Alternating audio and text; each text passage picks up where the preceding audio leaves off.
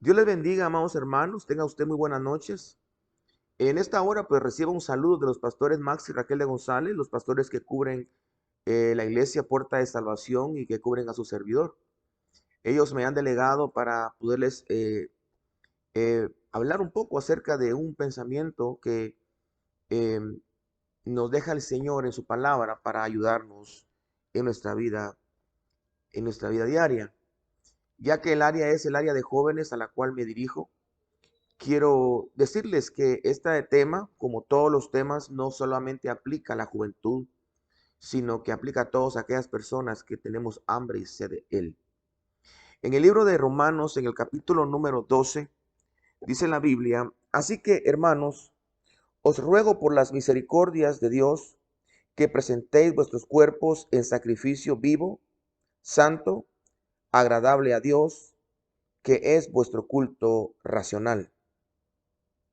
No os conforméis a este siglo, sino transformaos por medio de la renovación de vuestro entendimiento, para que comprobéis cuál sea la buena voluntad de Dios, agradable y perfecta. Ok, solo este versículo vamos a leer. Y antes de que iniciemos, quiero contarles una, una anécdota, una historia de un padre de familia que tenía tres hijos. Y a este padre de familia le gustaba mucho coleccionar cosas, es decir, era un coleccionista por naturaleza. Tenía colección de todas las cosas que podía coleccionar: monedas, estampitas, pero dentro de las cosas que coleccionó, coleccionó carros antiguos. Y tenía tres carros antiguos del mismo modelo, del mismo año, y los tenía ahí guardados. Estos carros, obviamente, como le gustaban en su época, muchos años atrás, él los usó. Fue tanto su gusto de los carros que compró tres igualitos. Y ya al pasar el tiempo, estos carros llegaron a ser carros de colección, pero por el uso, obviamente sus llantas estaban súper gastadas, la tapicería, aunque la cuidó, la tapicería estaba agrietada, rota, eh, tenía su pintura, porque todo era original, pero ya sumamente gastado. Su pintura original estaba opaca y en algunos casos ya se había pelado. Pero él decidió regalarles esos tres carros a sus tres hijos y le regaló un carro a cada hijo que él tenía. El primer hijo recibió el carro y lo primero que hizo es de que le quitó la mitad del techo, es decir, que lo volvió un carro convertible. La parte de abajo pues se la cambió, no sé de carros, pero le puso unas llantas enormes que tenían como casi un metro de separación del suelo. Le puso unas llantas enormes. Y las puertas que se abrían normalmente, él las diseñó para que se abrieran de una forma diferente. Es decir, que el carro, el primer hijo, lo arregló de una manera un tanto peculiar.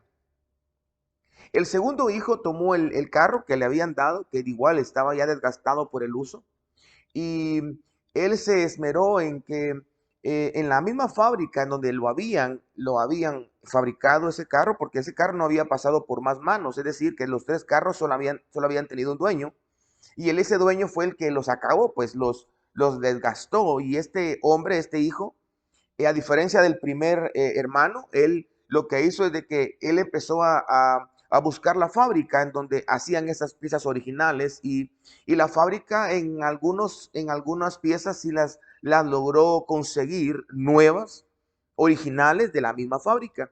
Pero habían piezas que como eran carros muy antiguos ya no hacen esas piezas. Entonces él las mandó a hacer especialmente para ese carro, igual al original, solo que ahora nuevas. Y gastó mucho dinero porque el primero gastó mucho dinero en lo que hizo, el segundo gastó mucho dinero en tratar de conseguir la misma tapicería, es decir, la misma tela, el mismo cuero, la misma forma del timón, las mismas llantas que tenían un círculo blanco alrededor de ellas, eran llantas antiguas. Es decir, que él trató de conseguir lo mismo que ese carro tenía al haber salido de la fábrica. Y el tercer hijo, bueno, pues conservó el carro pues como quería. ¿Y cómo lo quería él? Como se lo habían dado. Es decir, que el tercer hijo conservó el carro tal como se lo dieron. Y así lo andaba manejando. No era un carro que no caminara. Los tres carros caminaban, pero estos tres carros pues fueron tratados de manera diferente por sus tres hijos.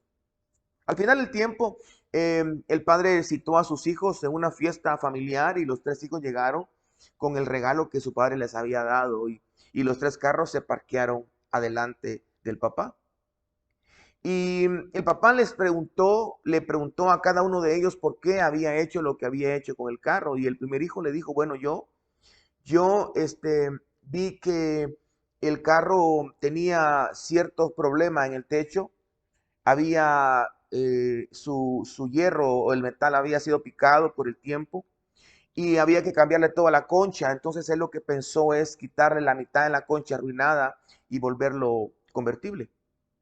También las cosas de las puertas, él prefirió cambiarlas de manera de abrir porque el carro ya estaba deteriorado y él prefirió transformar el carro en otro carro.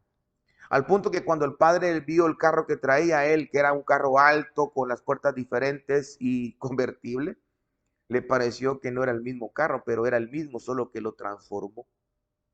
El segundo hijo le explicó que él quería conservar el carro como originalmente era y él apostó mucho dinero, es decir, él invirtió mucho dinero para poder restaurar ese carro al nivel que estaba al principio. Es decir, que él lo que hizo fue renovar el carro, no transformarlo. Y el tercer hijo dijo que no quería gastar ni dinero ni quería gastar tiempo. Él prefería mejor evitar la molestia de andar buscando las fábricas y evitar la molestia de empezar a cortar el carro, todo. Entonces prefirió usarlo como se lo habían regalado. Y es que esta historia, que parece tal vez ridícula, es una historia que es real. Es una historia que realmente eh, lo podemos nosotros encontrar, y no solamente en un cuento de coleccionistas de vehículos, sino lo podemos encontrar en nuestras propias vidas. Este versículo que acabamos de leer, el apóstol Pablo dice, no os conforméis a este siglo, sino transformaos por medio de la renovación de vuestro entendimiento. Es decir, que vamos a tratar de hablar en esta hora de tres aspectos: transformarse, renovarse o conformarse. Hay tres cosas que el versículo 2 del capítulo 12 del libro de Romanos nos enseña. Y nos enseña el deseo que Dios tiene para que nosotros hagamos cambios en nuestras vidas. Algunos cambios van a ser tan drásticos como una transformación y otros no van a ser tan drásticos, pero sí se va a tener que invertir mucho en regresar a su estado original. Otros van a preferir no hacer mayor cambio porque, bueno, es mejor no gastar tiempo o no gastar recurso y mejor quedarse como está, que es eh, como esa palabra tan horrible que es conformarse.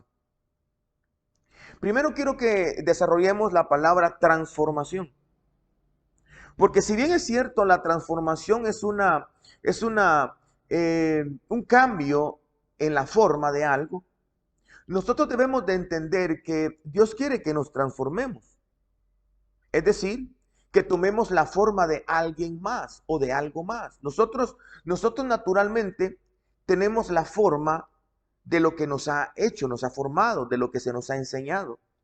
Pero cuando la Biblia menciona la necesidad que nosotros debemos de tener de ser transformados, nos está diciendo que la forma la cual tenemos no es suficiente o no es una forma que sea aceptable en el reino de Dios.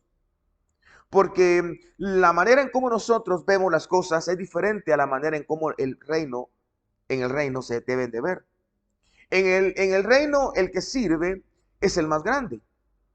Pero cuando una persona no ha sido transformada, mira el servicio como algo denigrante, como algo que no te da un estatus dentro de un lugar.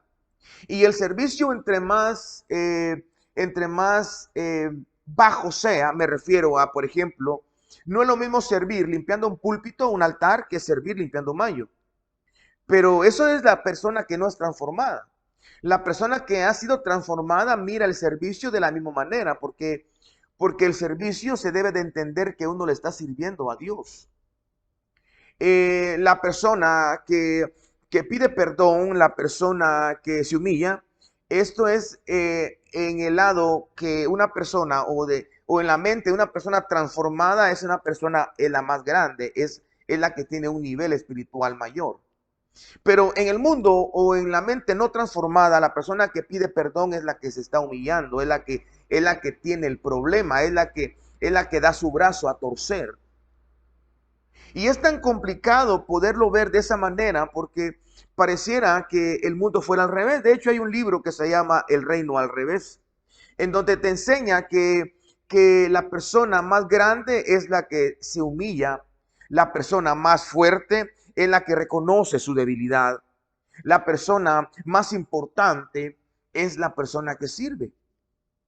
Es decir, que nosotros debemos de ser transformados, no solamente en nuestro exterior, porque cuando nosotros venimos a Cristo, nosotros dejamos muchos pantalones que antes usábamos, muchas camisas que antes usábamos, dejamos tal vez muchas joyas o tal vez el corte de pelo que antes usábamos, y pareciera ser que la transformación solo se originó y se enfocó en lo externo.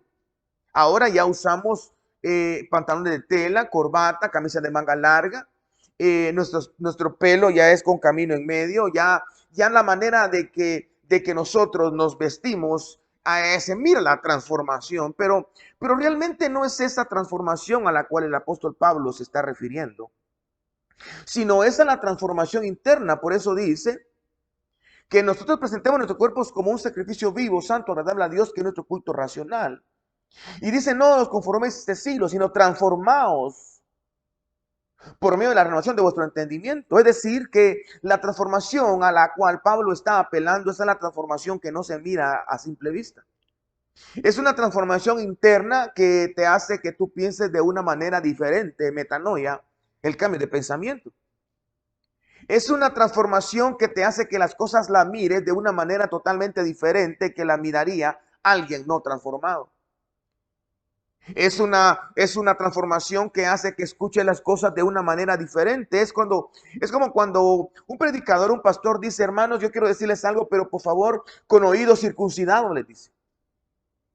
Una de las cosas que a mí yo no entiendo es por qué lo dicen. Es que para que decirle a la gente que esto lo tome de manera espiritual, pero no es así como lo deberíamos de tomar. No es así como lo deberíamos de tomar nosotros como con oídos circuncidados, como con ojos circuncidados, es decir, sin la carne, ver las cosas de la manera carnal o oír las cosas de manera carnal, es como no ser transformados. La transformación la podemos eh, ubicar físicamente como una circuncisión. La circuncisión era quitarle, extraerle el prepucio al varón, y eso era una señal de pacto. ¿Y cuál era el pacto? El pacto consistía en que había una parte del cuerpo que sería quitada. Ya no estaría con el cuerpo, sería el cuerpo transformado. Ahora hay una parte que ya no está. Eso es el pacto. En eso consistía el pacto de la circuncisión. No es en sí la circuncisión en sí, sino es que hay una parte que ya no debe de estar. Es como ese carro que había una parte picada arriba y el dueño decidió quitarla de ahí y así transformar el vehículo en otra apariencia. Esa es la manera en la cual nosotros queremos ministrar su corazón. Hay cosas en nuestras vidas y en sus vidas que deben de ser transformadas. Hay cosas que necesitan ser quitadas. Hay cosas que necesitan ser arrancadas. Al profeta le dijeron un día, porque yo te he levantado para arrancar, derribar y destruir. Es decir, he venido a hacer cambios profundos en este lugar. Los cambios a los cuales yo quiero enviar a Israel no son cambios solamente ni momentáneos, Ni son cambios externos como una ropa o como una manera de hablar, sino cambios profundos. Por eso quiero que arranques de raíz. Arrancar, derribar y destruir. A tal punto que cuando se llegue a ese mismo lugar, ya no se mire eso sembrado. Cuando lleguen al mismo lugar, ya no se mire eso levantado. Lo que estoy tratando de explicarte, amado hermano, joven de Dios, es de que tú necesitas ser transformado. Igual que yo. El punto es que nosotros debemos de considerar qué cosas deben de ser transformadas. Qué cosas deben de ser quitadas, arrancadas, derribadas y destruidas de nuestra mente, de nuestro corazón. Es increíble pensar que aún, es increíble creer y ver que hay personas que miran el servicio como algo ostentoso dentro del reino de Dios. Es decir, que el valor que tiene un predicador no es el mismo valor que tiene una oveja. Es hasta doloroso para un hombre como yo, mortal. Mortal me refiero a lo físico, porque nosotros ya no morimos. Con un hombre limitado como yo, ignorante si usted quiere, que la gente piense eso, que dentro del reino una oveja no tiene tanto valor para Dios como alguien que predica la palabra, como un ministro. O que un apóstol tenga un lugar más especial para Dios que un pastor o que un maestro. Que el apóstol es palabra mayor, pero el maestro y el pastor no tanto. Pero es triste que la gente piense eso. Yo creo que la gente debe de transformar su manera de pensar. Una de las cosas que Jesús vino a hacer cuando vino aquí a la tierra fue precisamente esa: transformar la idea que tenían de Dios, la idea que tenían del servicio a Dios, la idea que tenían del sacerdocio.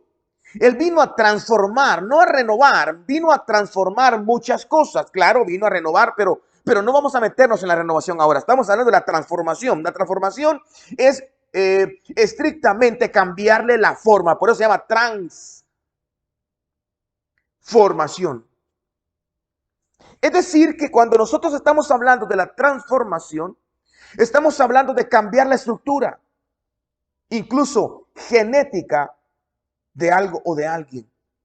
Una persona que ha sido transformada, no estoy hablando de mutación, porque eso es aparte, estoy hablando de transformación, porque lo que la Biblia hace nos transforma, nos lleva de gloria en gloria y de victoria en victoria, nos lleva de triunfo en triunfo. Es como la luz de la aurora que va en aumento, va en aumento, va en aumento hasta que el día es perfecto. Cuando llega hasta aquí, ya no se recuerda que estaba aquí.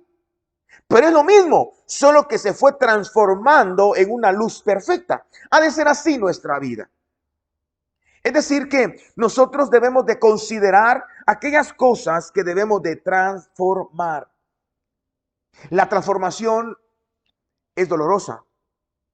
Yo siento que la transformación es más dolorosa que la renovación. Y le voy a explicar las razones. Pero creo que cuando nosotros optamos por transformar algo, tenemos que sangrar. Es una manera de decir que duele. Tenemos que movernos. No puede haber una transformación en el mismo lugar. Cuando nosotros estamos hablando de transformar algo, estamos hablando de un ejercicio un poco mayor que el que se podría hacer renovarlo o renovando algo. Y no digo que la renovación no tenga que darse, pero hay cosas que no necesitan renovación, sino transformación, cambiarlas, tirarlas, arrancarlas. ¿Qué cosas deberías tú de ser arrancada de tu vida, de tu familia?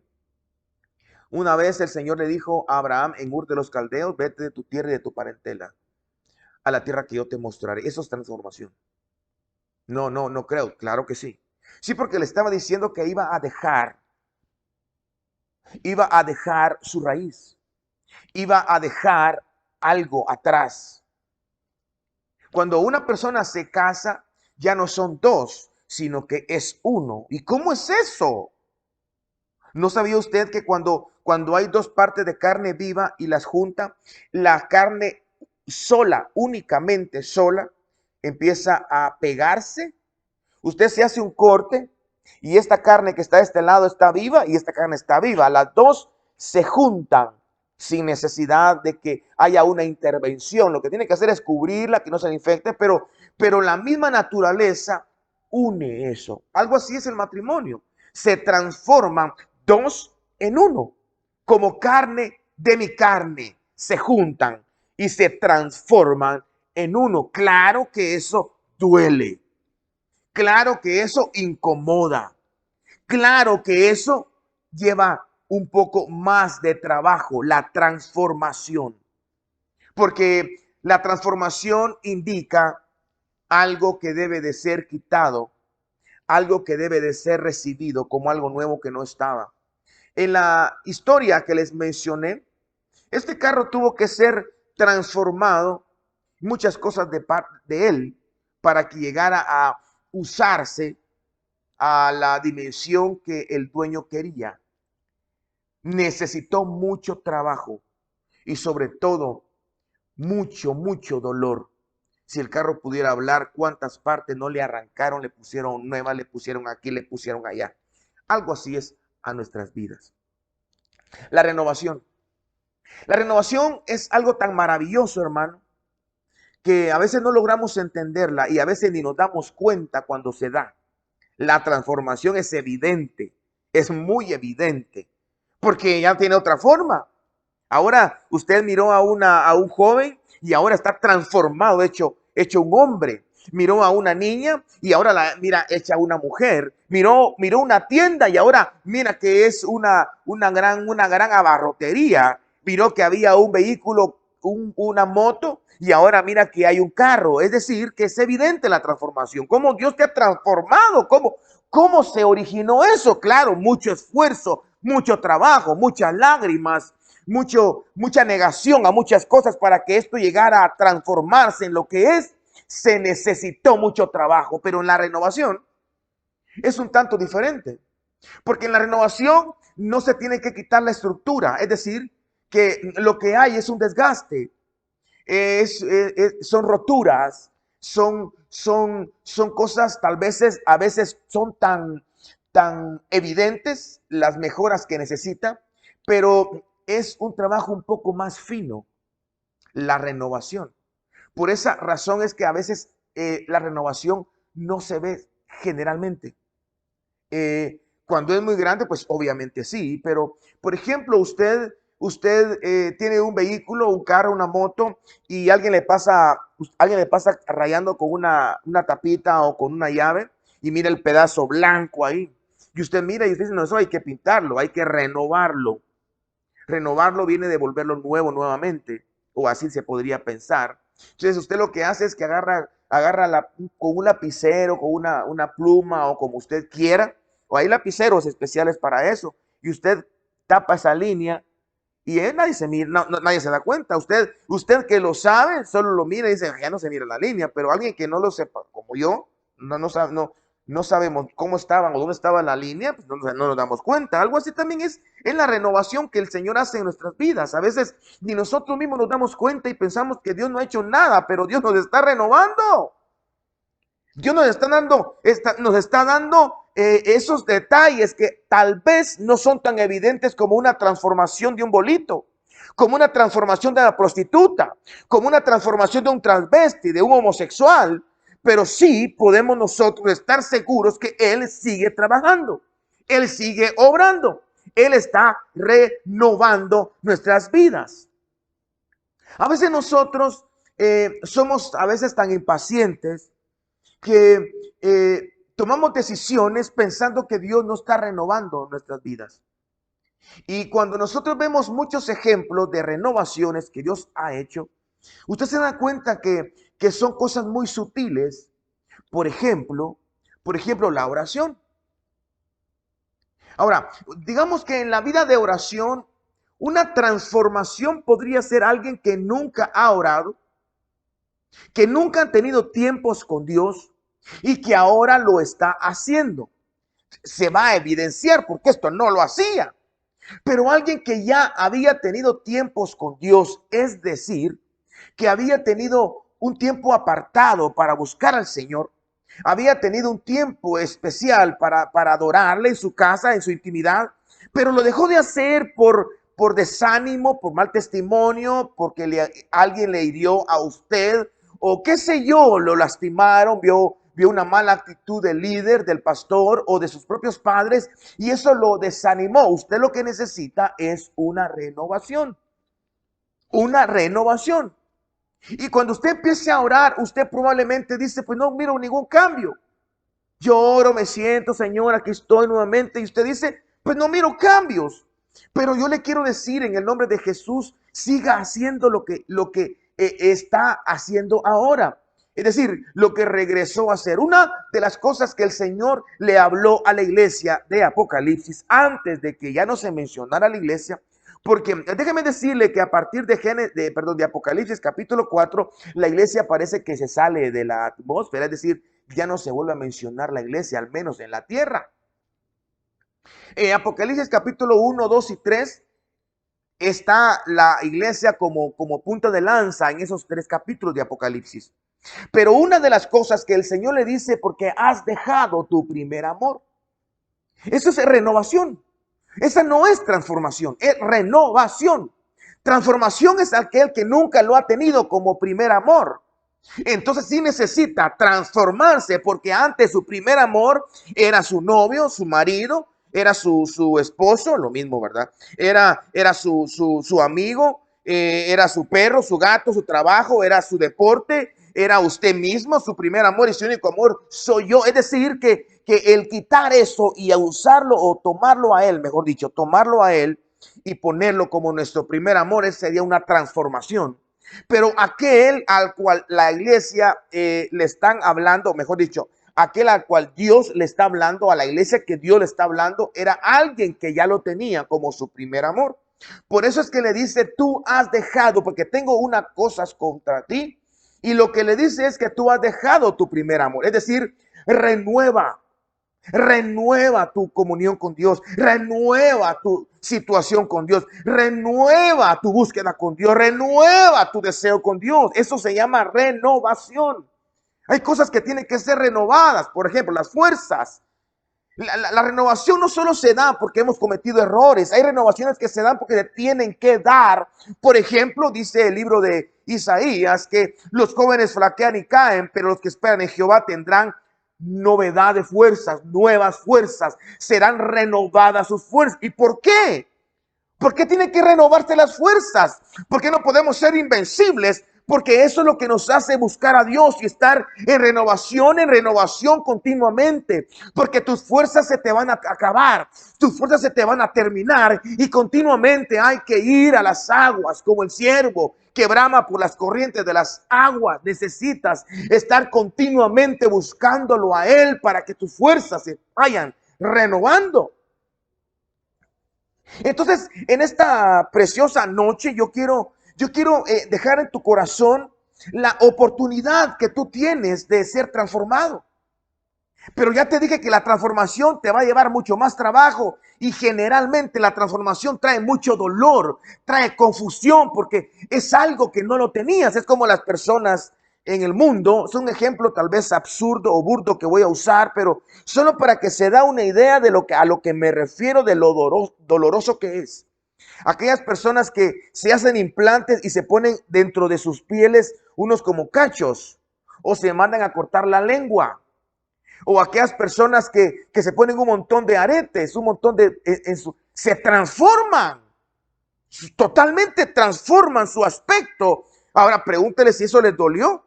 Bueno, algunos que puedan decir que no les duele, pero igual, aunque no les duela a ellos, yo estoy seguro que a mí se me dolería. Es decir, la transformación duele, la transformación cuesta.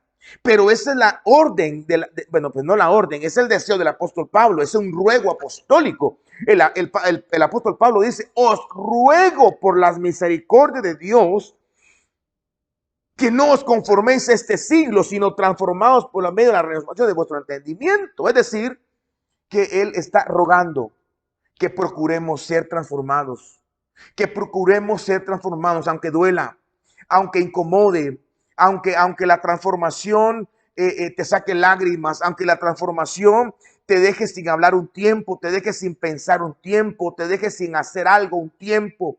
Pero no te preocupes, después de que esa transformación se acople, después de que la transformación se termine, tú serás otra persona. Y como le dijeron a un hombre de Dios, y serás mudado en otro hombre, y serás mudado en otro hombre, y serás mudado en otro hombre, no en el mismo, en otro hombre. Y yo les daré un nuevo corazón, una transformación. Es lo que Dios quiere hacer en nosotros, la transformación interna, una transformación de ADN, una transformación que explote lo antiguo, que se desarraigue lo viejo y que venga lo nuevo que viene del cielo. La renovación. La renovación, amados hermanos, creo que la mayoría de los que me están escuchando necesitamos renovar, renovar nuestras fuerzas, renovar nuestra fe, renovar nuestra visión. Échate colirio, le dijeron a una iglesia, para que veas. O sea que sí miraba, pero necesitaba colirio en sus ojos, porque ya no miraba bien. No era una ubicación visual, no era un milagro de vista. Esa era una transformación. Jesús, cuando le daba vista al ciego, lo estaba transformando, pero a uno le dio ojos y después lo renovó. Aquel que miraba a los hombres como que fueran árboles, les dijo, bueno, esa es una renovación, pero primero lo transformó porque le dio la visión. Es decir, que en esta noche yo quiero tocar tu corazón en medio de la bulla que tienes en tu mente, en medio de la bulla del sonido que hay en tu corazón. Y yo no sé qué sonido estás escuchando o qué voces puedes estar oyendo en esta noche. No tengo ni la menor idea en qué tu alma se está derritiendo. ¿Cuáles son tus batallas más profundas? ¿Cuáles son tus tristezas más grandes? ¿Cuáles son tus sueños que te quitan el sueño? ¿Cuáles son tus áreas más vulnerables que te da temor que el enemigo venga y te encuentre no fuerte? Yo no lo entiendo, no lo sé. Y realmente no es importante que lo sepa, pero sí es importante que tú debes de saber en esta noche que Dios quiere transformarte, que Dios quiere transformarte, aunque Él sabe que te va a doler, pero no estás solo. Él quiere renovarte. Él quiere que haya un renuevo como aquel renuevo del vástago de Isaí que salió de esa planta cortada, de esa rama cortada, ese renuevo que salió, esa renovación que salió. Dice la Biblia en el Pentateuco que esa renovación salió solo en la presencia de Dios, porque la vara de Aarón allí en su presencia, allí en la presencia de Dios, esa vara que estaba en el arca del pacto, reverdeció en la noche, en la noche, en el momento más duro. Dios permite los momentos duros para renovarnos. Dios permite los momentos, permitió un momento tan duro porque fue una noche en donde renovó. Porque a la mañana siguiente, dice, a la mañana siguiente, cuando fueron a ver todas las ramas, solo la vara de Aarón había reverdecido, echado renuevo y arrojado frutos. ¡Ja! La renovación es un misterio. Se hace de una manera muy sutil.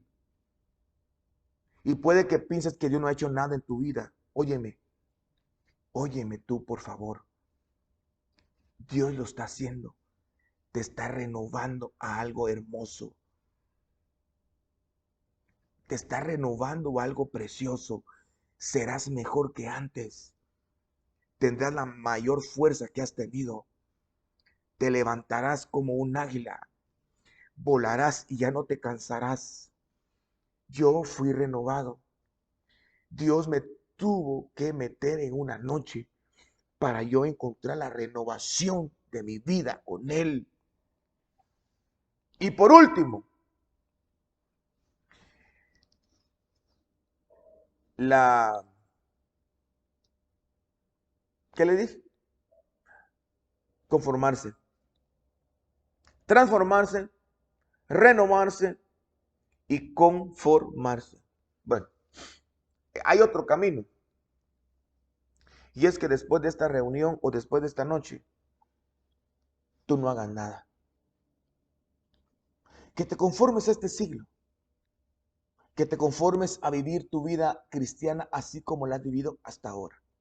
Yo no soy tu ejemplo. No pongas tus ojos en mí. Tu pastor, no. Tu pastor tampoco es tu ejemplo. Tu papá, no. Tu papá tampoco es tu ejemplo. ¿Sabes por qué no somos ejemplos de nadie? Porque no somos como Él. No somos como Cristo. No somos tan buenos, tan fieles, tan amorosos. No somos tan fuertes como Él. Pero yo te quiero llevar en esta noche a que no te conformes a una vida fría más. Lucha, lucha por salir de la frialdad. Lucha por levantarte. Lucha por levantarte. Haz lo que tengas que hacer, pero no te puedes quedar. Ya no puedes quedarte más y conformarte con lo que te han ofrecido. Dios tiene grandes cosas para ti. Por eso es que lo que primero menciona Pablo es no conformarse. Después menciona transformarse y después menciona renovarse. ¿Y sabes por qué menciona primero no os conforméis a este siglo? Porque es la batalla más grande que tú y yo tenemos. Ser conformistas y conformarnos con lo que sabemos, conformarnos con lo que hemos logrado, conformarnos con nuestras glorias pasadas, conformarnos con lo que nosotros conocemos, con las experiencias que hemos tenido. Pero Dios te dice a ti, yo quiero más. ¿Te acuerdas que hay un canto que dice, yo quiero más y más de Cristo? Yo quiero más de su poder. Yo quiero más de tu presencia. Yo quiero más y más de Él. ¿Y qué pasaría si un día Dios te dice a ti que quiere más de ti? Quiere más partes de tu mente. Quiere más partes de tu corazón. Ya no quiere solamente las 10 áreas que le has dado, sino quiere tener más áreas tuyas. Ahora quiere tener esa área que no se la entregaste la vez pasada. Ahora quiere más de ti. Más de ti. Menos de mí. Y siempre ministramos más de nosotros, más de Él hacia nosotros, más de Él, pero nunca ministramos nosotros. Nos está demandando Dios que quiere más de mí, quiere más tiempo conmigo, quiere oír más mi voz. Eso dice Cantares.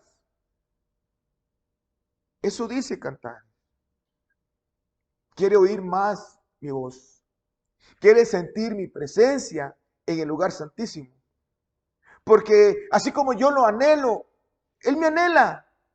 Él te desea. Él te busca. Él te vino a buscar. Igual me vino a buscar aquí en la tierra. Él se despojó siendo Dios. Filipenses capítulo 2. Y tomó la forma de hombre. Con tal de venirte a buscar a ti y a buscarme a mí. No nos podemos conformar. Debemos transformarnos. Y lo que hay que dejar se deja y va a doler, pero Dios me va a ayudar. Y si yo derramo lágrimas, dice que cada lágrima estará en su redoma. Es decir que esta es una noche gloriosa en donde Dios te está hablando a ti. Y te está diciendo, bueno, toma una decisión, transformarse, renovarse o conformarse. Decide tú qué quieres hacer. Que Dios te bendiga. Te saludó tu hermano Julio González y te espero el próximo sábado acá en el Ministerio de Jóvenes. Bendiciones.